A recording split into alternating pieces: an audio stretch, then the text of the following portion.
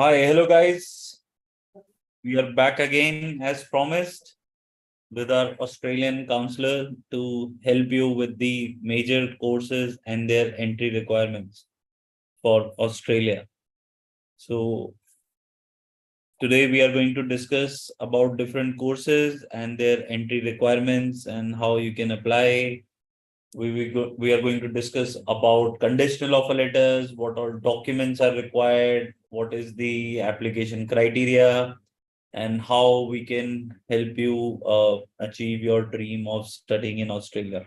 So these are the points what we are going to discuss in this stream today. So stay tuned and we will be helping out with the same. So Sudha ma'am, would you like to contribute something before we can begin? Yeah. So good evening, everyone. Today we will be speaking about the entry requirements that are required. What are the major courses? What are the popular courses in a few universities in Australia? If you have any queries or anything, you can post it in the chat section so that we are very happy to address the queries. Perfect. Perfect. So which course we should start from, ma'am? Okay, usually the common courses that the students apply would be the engineering, IT, and the business courses, and few health sciences and nursing, these type of courses. So first we will speak about the general courses, which are engineering, business, and IT. Mhm. These require, if we are going to undergrad program in this, like whether it might be Bachelor of Engineering, Bachelor of Information Technology, or any business administration or commerce programs. So when it comes to the bachelor's, the class 12 you have studied in India, under which board matters. So if you are studying from an ICSE board, then a minimum of 65% is required to get an admission into the Australian universities Mhm. on the academic requirements criteria. So the admission of any university or a college depends on two main categories. One is your academic percentage and the second is your English language proficiency. Mhm. Okay, so when it comes to the CBSE board, which is a central board, then 60%, 65% is required. Uh, and when it comes to the state boards, at least 75% in your class 12 is required. Okay, it is the entire thing they consider the stream that you have chosen, whether it is maths, physics, chemistry, or the science stream, whatever the stream may be, the percentage requirements are this one.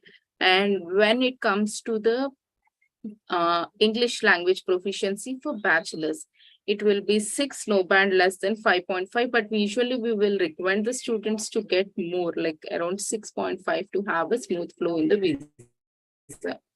And other courses which have more of public interaction, like if we take health science courses, healthcare administrations, education, or bachelor's of nursing, these require the inter or any medicinal courses, these require the public interaction over there. So in that case, there will be a higher requirement of the English proficiency, which is around 7.5, depending on the course. Okay. When it Okay. comes to the postgrad courses, then the student, the university in which the student that studied the bachelor's will be assessed whether it comes under section 1, section 2, or section 3 of the NUSA guidelines. If the student Mhm. is from section 1 university, a Mhm. minimum of 55 to 60% is required in their bachelor's, and even the backlog count also matters.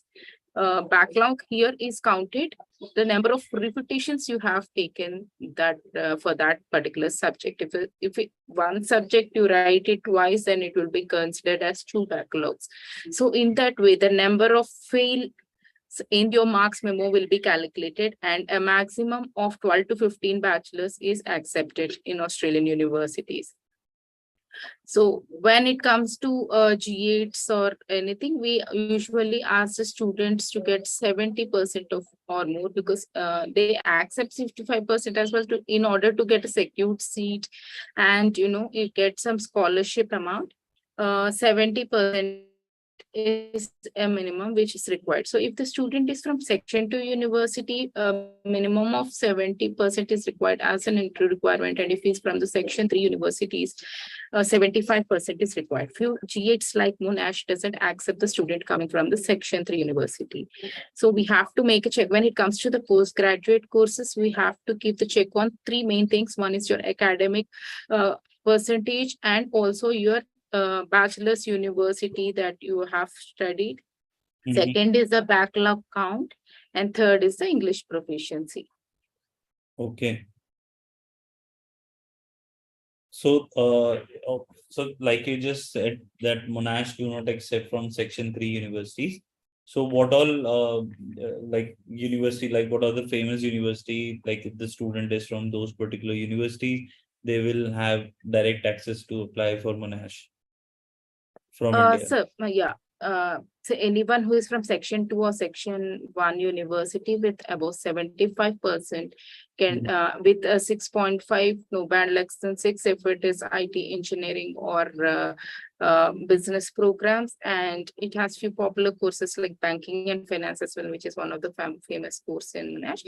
So for the rest all courses which require the public interaction, like early childhood care or psychology or public health, or teaching courses, Master of Education, these all require a higher these things, around 7, no band less than 7, or 7.5, no band less than 7. Okay, perfect. So what I've done for you guys is that I have added a link in the description. Through this link, you guys would be able to know your university falls in which section. So if it's section 1, 2, 3, you would be able to know from the link which I've just shared in the description. Okay, so how about like which professions will give the easiest PR in Australia? So which one would be the best courses one should apply, and post that what jobs they can apply so that they can get the PR easily? Yeah, that depends. That changes every year based on the requirements for them. Something there is called a skilled occupation list. Based on the requirements, the points will be changed. If it is for IT and engineering, that is 65, 80 points. So depending on the course and the demand at that point of time, if there are more vacancies for that course, that depends actually. Okay, but generally IT courses are more preferred in Australia. Preferred, yes. And what about the student who are from nursing background? Nursing background, they can go to bachelor's or master's of nursing, or they can even go for public health, any health related, health science administration. These are courses they can go. And if they are from, see, few students, they have done their medicine here, or any dentistry or anything as well. They have their specialized courses, and most of them usually go to public health, infectious, master of infectious diseases, healthcare administration, health and human services management. These are few courses. See, if that purely depends on the student what they wanted to choose, whether they want to go to the direct masters of that course. Because if you they think that, so when we studied at particular master's course, in order to get qualified or work as a certified maybe pharmacist or dentist or something, they need to have some certifications. So that is the reason few students go for other health science streams. True, they go there, and the curriculum is designed in such a way that the syllabus that is there in the for that particular exams, qualifying exams, is covered in that master's program. Okay.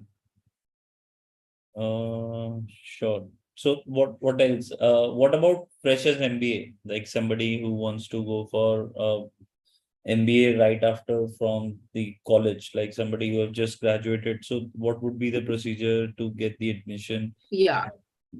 One advantage here is Australia, like other countries, they don't require 2 years of work experience or something for this MBA. Students can also, fresher students can also apply for MBA.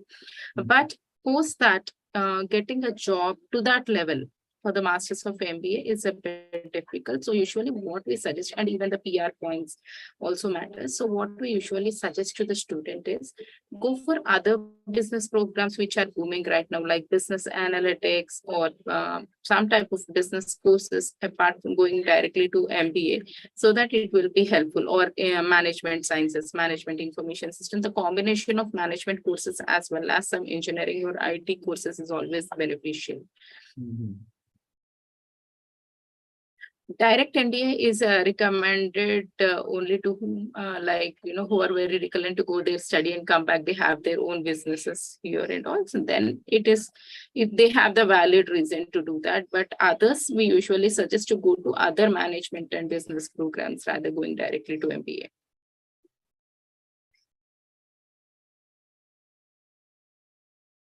Perfect, perfect. I was just going through the list of the universities. So there are few universities which accept 6 bands as well. So Yes. which universities are those? See, there is Federation University, which is in Ballarat, which accepts 6 no band less than 6. We have CQUSU, we have 6 no band less than 5.5 for Q masters courses as well.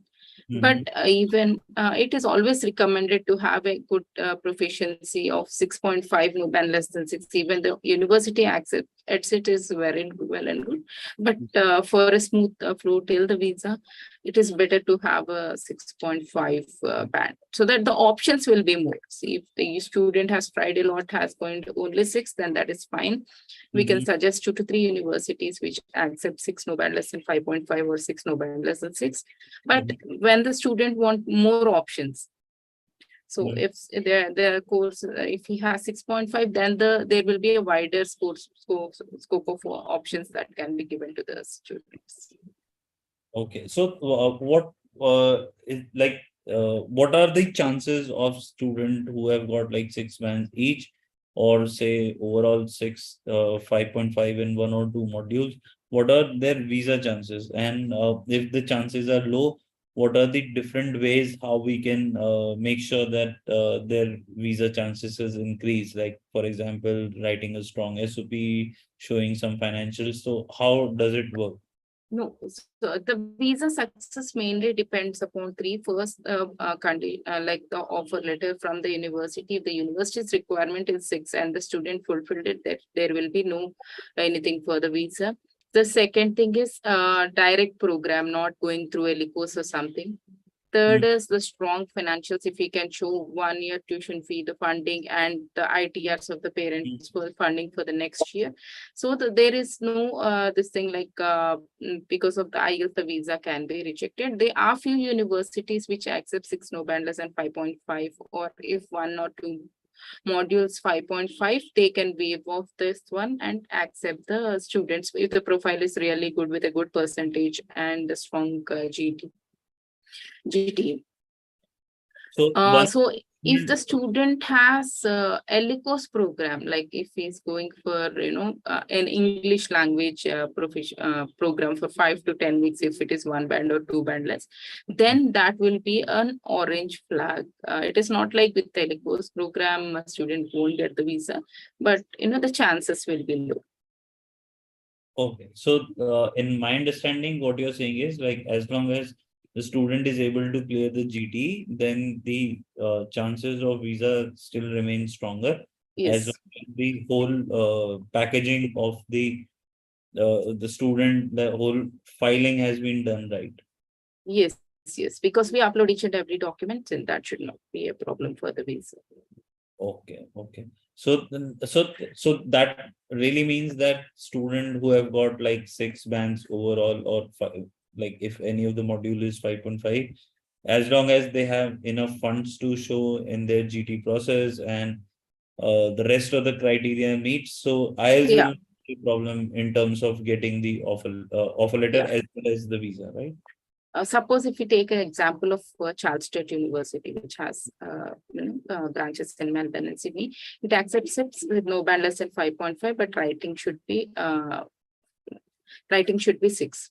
And other we have Central Queensland University, which accepts 6 no band less than 5.5 for few courses. So if the university's requirement is that, then and the students will finish that, then he will get an offer.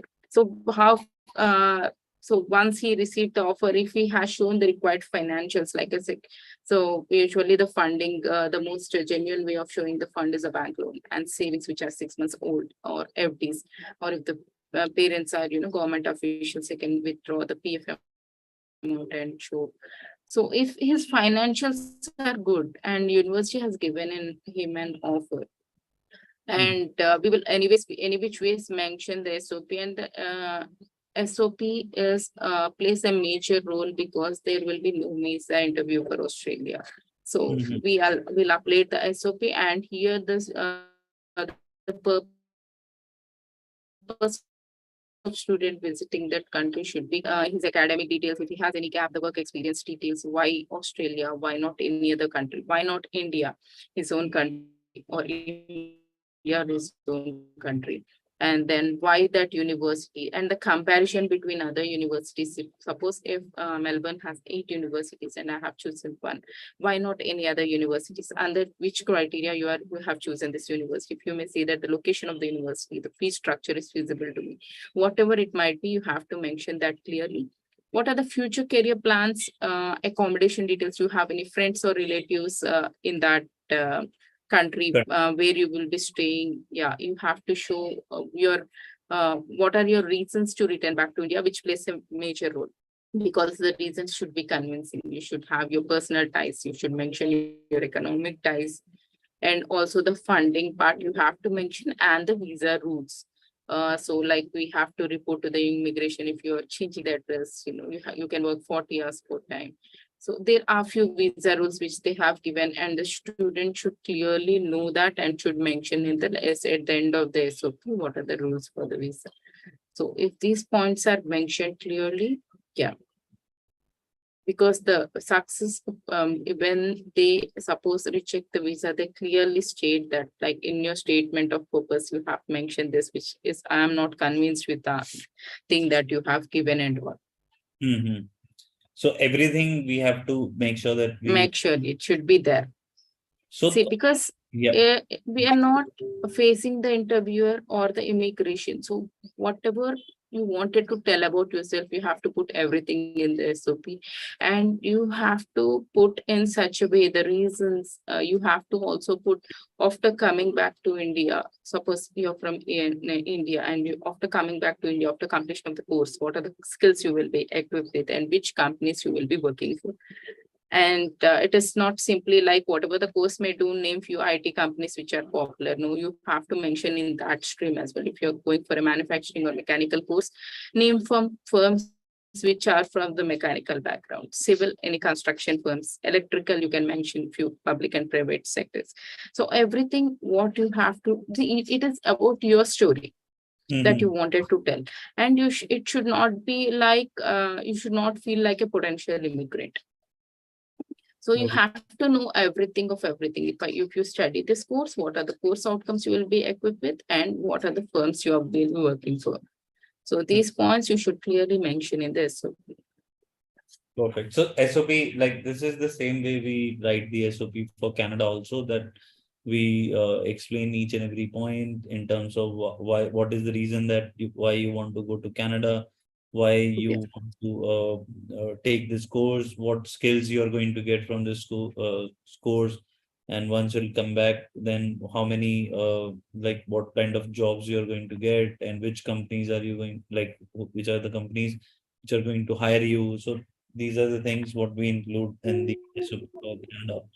Yeah, and the recent change has been made probably from the last 4 to 5 months is your SOP. Earlier, it can be pages, like mentioning all this point, obviously it takes 2 to 3 pages. Now it should be 300 to 400 words. So within that, you have to explain everything. It should be very precise, very crisp, but it should have all the information. Cool. We have got a question from one of the student. He's asking how many years of gap is accepted in Australia. And see, if you are able to provide what is the reason for the gap, suppose you're working, you 6 years you have been working, 10 years you have been working, you have continuous work experience. If you provide the valid and like the experience, what is the gap certificates and all, then anything should be fine. There is no age limit, like we have to do this thing. But everything should be like right after completion of your bachelor's, you have to explain what you have all done, and you have the perfect documentation for that as well, because universities usually send the verification mails to check with the authenticity of that particular document. So all the documents which get submitted with the university, there has to Yeah, be. they send a verification mail even for the financial. Suppose you're submitting a savings account or a loan letter, they send a mail to the bank manager stating that, so this is the account which has like we have received this document. Kindly verify and let us know, so that we can proceed further. Verification mails will be sent. If you're doing nothing, there is a gap of 1 to see after completion of your course, 6 months, you don't do anything, then that would be fine. Post 6 months, you have to do something, and you have to have a valid document showing the valid reason, like what you have done. No, I've got a question from Yuvraj. He's asking that he has got 53% in bachelor's from a is good for masters in Australia from Section 3 University in bachelor's. Yeah, Yuvraj, like there are few colleges that they accept, but applying to the universities, like the colleges, is a bit risk when coming to the visa point of view. So that is the reason you either choose another country or you have to wait. Section 353 is a bit risky. Perfect, perfect. What are the other things what students should be aware about when they are deciding about the application process? Yeah, the first and foremost thing is never change your course until and unless you have a valid reason. Suppose I have done my bachelor's in civil engineering and I am working for an IT firm for 2 to 3 years. Then I can go for IT, stating that my bachelor's is from civil. When I came to the IT field, I require few knowledge or the depth of courses that are booming now for the IT. So I'm going to the master's. Directly going from civil to master's as a fresher, your reason to change the courses should be very convincing, and so it is not recommendable to go to like irrelevant courses, because SOP you have to mention your officer. So that is one thing which you have to take care of. See, Mhm. suppose if you are a fresher and you wanted to go to other IT, or suppose from any stream you wanted to go for IT or CS stream, then in that case you can choose MIS, these type of courses where it has few management subjects in it as well. So, but the main thing is writing a valid reason why you wanted to change the course. That is one thing. Second thing is, see, you have to have all your documents ready, right from your 10th, 12th, your bachelor's, all semester mark sheet, CMM, PC, your provisional certificate, your consolidated marks memo, every document you have to keep in hand when you start your application process. Perfect. I've got another question from Rupam Gupta, and he's asking that is Masters of Data Science a good course in terms of jobs and settlement? Yes, as the data science, AI, ML, these are booming nowadays. Yeah, it is a good course to go, and yeah, even for the settlement as well, because CS subject, computer science everywhere is a no more like it is like a profession which is like a hot cake, like every time it changes, the technology changes, the development, the courses will be added. So everywhere you go, you for CS there will be no problem for getting a job opportunity.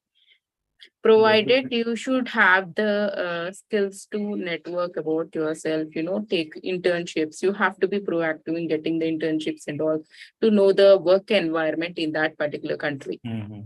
Because see, all the businesses they are moving towards the digital economy, and everyone is trying to collect so much data. And somebody who comes from data science, Yeah, be it the artificial intelligence, machine learning, all these courses are hot everywhere around the world. And Australia has lots and lots of jobs when it comes to the IT sector. Like there they require people wherever whichever country who has a small population and they are the developed or developing nation, they are very much dependent upon the IT infrastructure and yeah, infrastructure.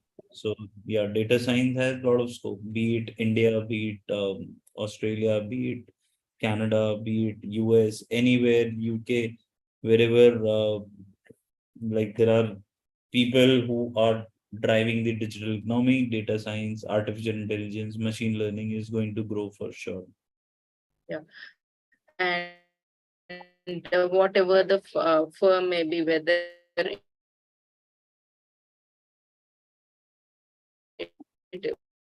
I think your voice whatever is the cracked. industry may be, data plays in all. Yeah.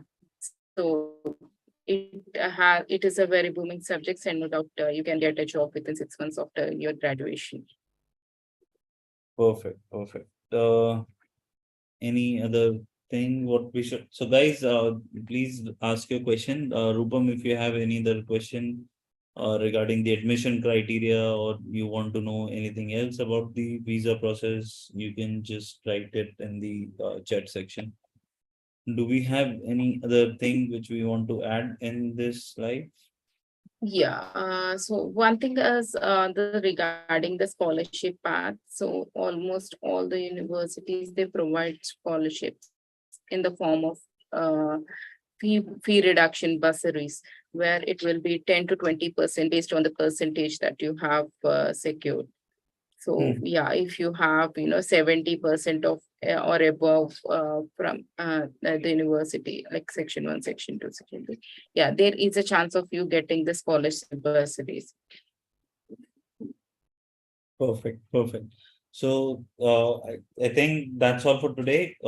We have covered a lot of topics in and out from the course requirement, different type of courses, the entry requirement. We have touched upon the SOP part. We have also touched upon the entry requirement, visa formalities, funding.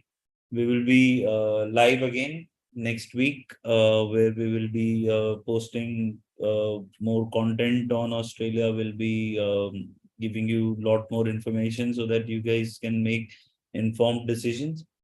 So whoever is interested to apply with us for Australia, you guys are more than welcome. We will be taking care of your application. We will take care of your SOP. We will take care of your medical. We will take care of your entire visa process. So looking forward for your messages on our WhatsApp. The link is in the chat section, also in the description. Any last words from you, ma'am? You want to put? Yeah.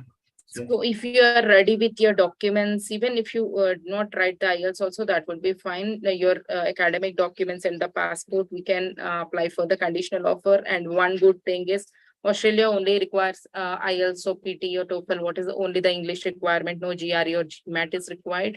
So if you are ready with the documents, please to apply beforehand so that it will be a smooth flow till your visa, like getting an offer letter, arranging your financial documents,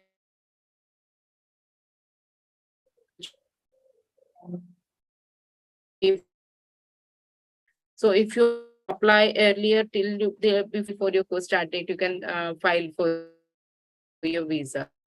So yeah, please to we will be welcoming, like if you are interested, please like put it in the chat box, like you have a link, please register so that we will help you with the application process. Perfect. Before we go, just one last question from Gurtat sir. He's asking, ma'am, visitor visa refusal affects study visa. So if somebody who has got visitor visa refusal, what are the chances of him getting the study visa?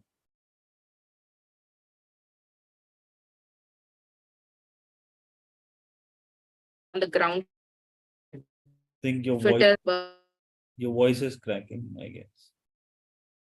Yeah, that depends on what are the grounds or what is the reason that your visiting visa is rejected. If it is some not strong ties, you can mention. You can mention clearly. It's like this is the reason it is. You can explain like how you can change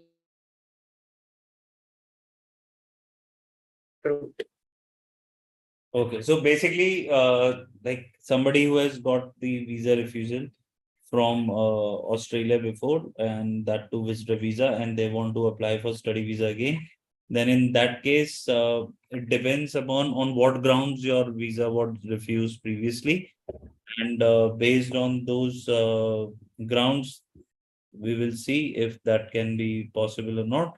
But generally, I think students are able to apply. Like first of all, when they do the visitor visa application, they don't show enough funds. The reason why they will come back. So when it's a temporary application, like all these visa, apart from the student visa, all these visas are temporary visa. So you need to give a lot of justification that why you will come back, and as long as you are able to give the proper justification with proper funds, I think you will be good to. Yeah, there are chances likely your visa, student visa will be approved. Let just contact us with the reason rejection letter from the embassy. We will check, we will see thoroughly what is the exact reason why it is rejected, and we will help you out. Perfect, perfect.